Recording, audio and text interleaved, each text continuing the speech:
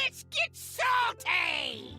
Hey everyone, Zeddy here again today with a brand new video, and we're a couple days removed from the launch of Across the Timeways expansion, and I've gone through the data, I've taken a look at what the best decks are so far, and they're mostly old stuff with new cards thrown in, or no new cards at all. We have a couple new archetypes that do pop up on this list, and of course we've included wild like we always do, so you can reasonably expect to climb, whether it's silver, gold, platinum, diamond, or legend, using these decks. Again, we'll probably have an updated best deck list in like a week or so as things develop, because things are changing every day in standard. It just looks like it's changing more towards the older stuff, so stay tuned for all of that. Feel like I've earned your subscription, please hit that sub button down below, give the video a like as it helps the channel out a lot. So let's start off with Warlock. Warlock is really reigning supreme in Hearthstone. You'll see that in Wild as well, where Quest Warlock runs literally no new cards, is the same deck we've seen for quite a while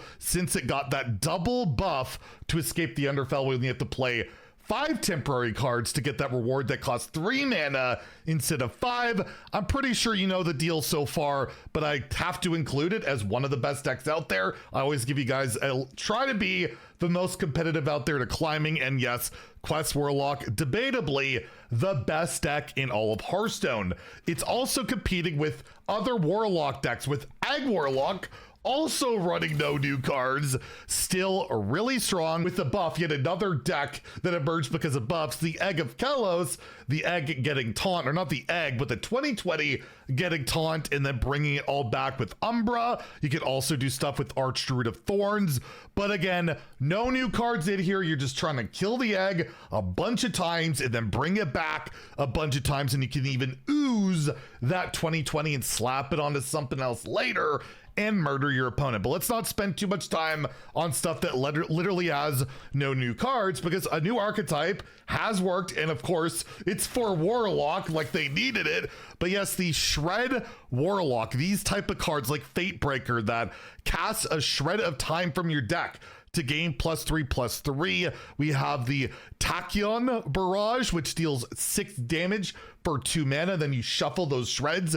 If you're not aware of what a shred is, a shred of time is this guy up here. It deals 3 damage to your hero. So self-damaging stuff involved, and you're just playing a bunch of tokens, even Zerglings, which are really good to be buffed up by Entropic Continuity, a 1 mana buff to everything on the board, +1/+1. You do put those shreds in, but it's an incredible buff.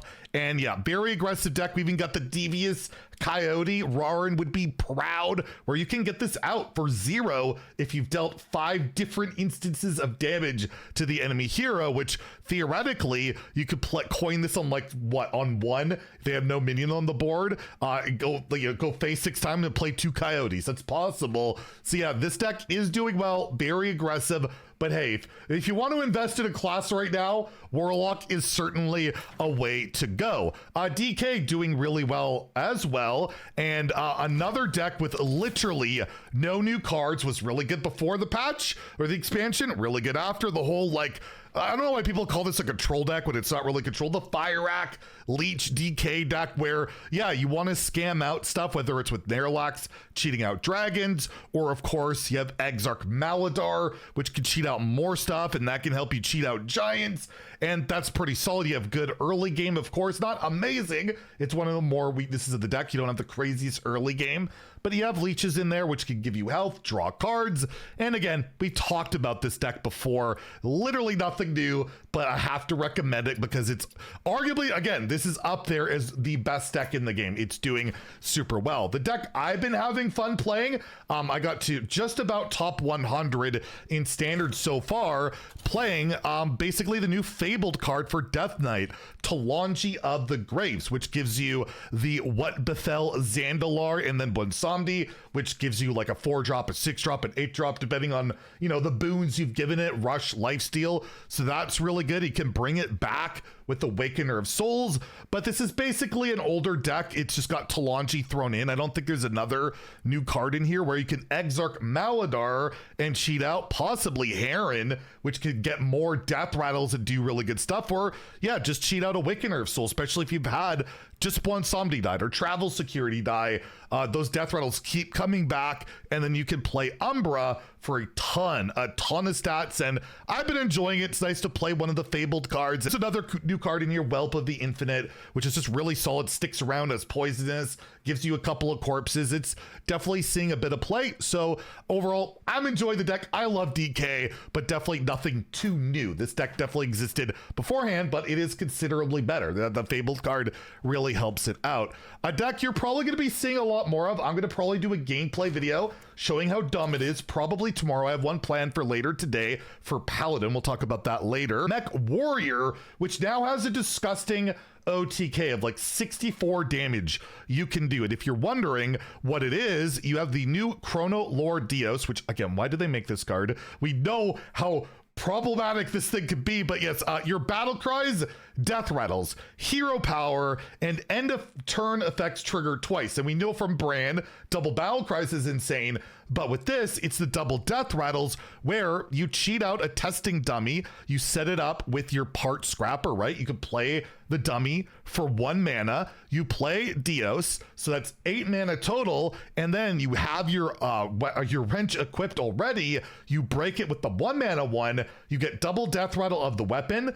which procs the death rattle of the mech twice, which goes twice from the Dios, and if you do that, the main weapon and the mini and all that, it ends up being like 64 damage. I'll just put this image. I had this board against the deck and I blew up that turn. So yes, the deck really gross. It still has the chemical spill turtle thing just to try and scam the early game. That could just win against certain decks. And you do have new cards in here, quite a few. Unleash the Crocodile.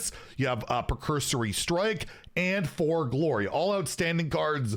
Kind of figured they would be, and yeah, they really help this deck out. So if you run into it, you'll kind of have an idea of what it's all about when you get to that point.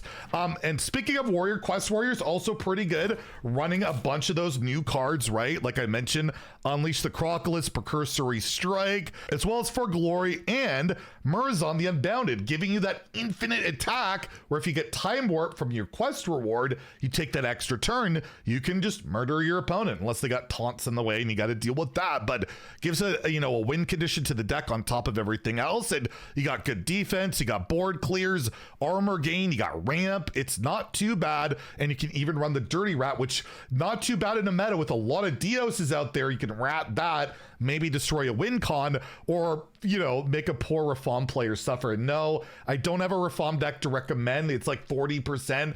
Play it for fun, don't play it to climb. But yeah, Dirty Rat can also really ruin that. But this deck, not too bad. I might get a gameplay video on this in the future because it does run quite a few new cards, but again, not exactly a new archetype. Aggro DH, speaking of that, nothing really too new about it. Still really good, still very aggressive in what it does. Couple new additions, Time Lost Glaive. It's just 1 mana deal 4.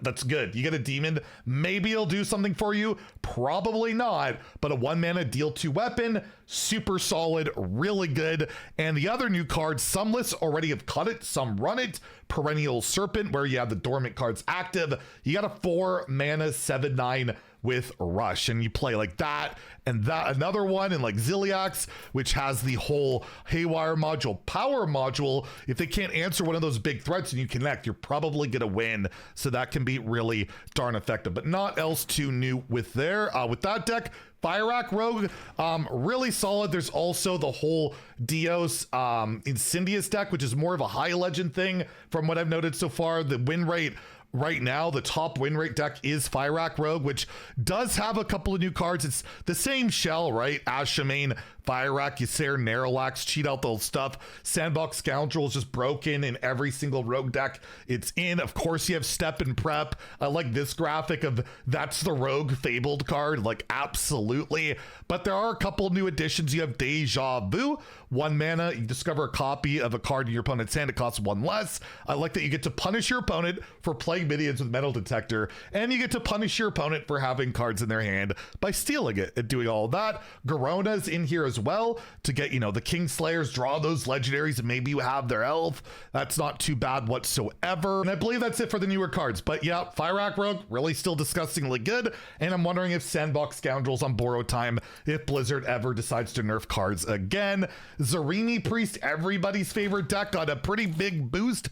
from this expansion. It's similar shell as always, but you do have Murozond here. I did predict that this card would see play in Zarimi Priest, Quest Warrior, and elevate those decks, and it has. I hate being right the odd time it does happen. Miracles happen. But yeah, the infinite damage, you could, play Zarimi, and because you have Ysera, you can get to 15 mana, stall it to that point, play it, but you can also manipulate things a little bit with Nerlax as well, right? So not too much different. You got Portal Vanguard as well from the latest set, and Whelp of the Infinite. So a few new cards, but overall the shell's pretty similar. It just has a little bit more oomph when you can hit for infinite damage. Aura farming or Aura Paladin. We will have a gameplay video on this deck later today. I got legend with this. Theo got legend with this. Someone at rank 1. It's a legit deck where you have the new Fabled card Gelbin of Tomorrow, which gives you those 2 tradable auras, one that heals, one that buffs. And you can cheat out the other new aura, Chronological Aura, which can give you taunts and perfectly fine to play on 5. Super good card. And you have like Manifest Timeways, or if you have an active aura going, you deal 3 to all enemies. And this version of the deck really wants to get to Gelbin as fast as possible. So Metal Detector gives you coins, can help with that. Manager, as well as Urson Maul, tutoring those cards. And if you have Dorian on the board, you swing and draw either Fireak or Gelbin, you get a 1 mana 1/1 version of it. So that can be really good. But Gelbin, you play it, you basically win the game. I haven't looked at the played win rate of this card yet, but it is insane. And this deck seems very legit. Like if you want to play another new deck, although very similar style to some decks out there, Paladin decks in particular, it is certainly a way to go. Alonius Druid is still really good. The best Druid deck out there. Shockingly to me, doesn't even run the Fabled card, which copies a minion. They don't even bother. It's just Elise. And the only new card I see, Wave Shaping, because it's 1 mana draw card. That's really good, right? That's really good. And it's from your deck, right? So you can put something at the bottom, I guess, that might hurt you, but overall, the rest of the deck is what it was before, and not much else to it than that. But if you like playing Owl Druid, go for it. And Ziliax has Twin Module, perfect module going as well. And lastly, the last deck I will recommend, it's playable. It's like 51%. It definitely falls off at like Legend and higher Legend. If you're playing there, it's what I highlighted the other day. Nature Shaman, which I really enjoy. Muradin is a rad card. Getting that whole High King's Hammer and the Avatar form, they're all incredible cards. Stormrook, getting those 5 drops, like so many new cards in here. Ziliax, kind of, you try and stick it, hope it lives, does some damage or whatever. Haywire module and the power module. Really good card to get out early is Flex Revenant. Hit it with a nature spell, can snowball, get a ton of stats, and I don't know. I like that it's a newer archetype. It got a lot of new cards. Is it top tier? No, but I absolutely believe you can climb with it. Just the other decks out there. There are better decks out there. It's just like a tier 2 or tier 3 deck. So that's it for standard. As you can see, it's mostly older decks with most of them having newer cards, but yeah, a lot of the newer archetypes not thriving quite yet. And Wild, oh my god, last season was the first season I have not hit Legend and Wild for. I just not enjoying it. And we'll go over the decks that are really doing well, like Discard Warlock, which got a buff, by the way, with a Bygone Doomspeaker, which discards a card for you, which is great. And you can discard a card for your opponent, which could just be their win condition. That's great. And you can rewind and try again. I just don't recommend playing this card in the mirror. That can be an absolute disaster. Everything else is the exact same. Discard card, snowball the board, deal a ton of damage. It's doing reasonably well, to say the least. Boar Warlock still doing really well, enabled by the whole addition of the Bat Mass to Hearthstone, where you Blood Bloom it and you can hit an old Murkai for like infinite damage. You can also, of course, hit an Elwyn Boar and lock your opponent out. You can also Blood Bloom out a Crane Game. play that early, get a bunch of demons in case you know, haven't done your other thing. That can scam as well, and the rest is all draw, removal, and cycle. And yeah, it is one of the better decks in Wild by a good margin. Libram Paladin, always really good. It cheats a ton of mana. Get your Star Slicer, get your Aldor Tenant. Everything kind of goes down to 0. Kill your opponent either with the board you got going or buff the crap out of a Chill Blade Champion, and it can do some work. And you can even lock out your opponent with like Rebuke and Cold Feet. Of course, another Paladin deck that's really good because it can deal 125 damage as early as like turn 4 is Holy Wrath Paladin. Nothing really changed here. You want your Holy Wrath, you want to hit for 125 damage. You can also tutor all that stuff with a bunch of cards like Overplanner. See if you're drawing it with Sharp-Eyed Lookout, and again, nothing new changed here, but yeah, the deck can just outright scam, and it's pretty consistent at doing that. And lastly, I don't really recommend this one often. Normally I do Big Shaman, but we'll say Nazmani Priest because it's always up there where you want Nazmani. Typically just let it die, and then you can bring it back with Animate Dead for 1 mana, cheat 1 billion mana on all your spells, cycle through your deck, get out the Stone Tusk Boar, and then basically get infinite mana cheat with multiple Nazmanis with light speed, which goes to 0 every time you cast those spells. If you got 2 of them, which could be infinite damage on your board, you just need the APM to do it. So there you go, decks for Standard and Wild. I am hoping that we'll see a significant balance patch in the next week or 2 like we normally see. At least a lot of the newer cards are seeing play. At least a lot of the new archetypes are fun. They're just not super competitive against the existing decks, but there is some fun to be had in my opinion. So hopefully you can find a deck that you enjoy. Anyways, let me know what you think about everything in the comments down below. If you enjoyed the video, please like and subscribe.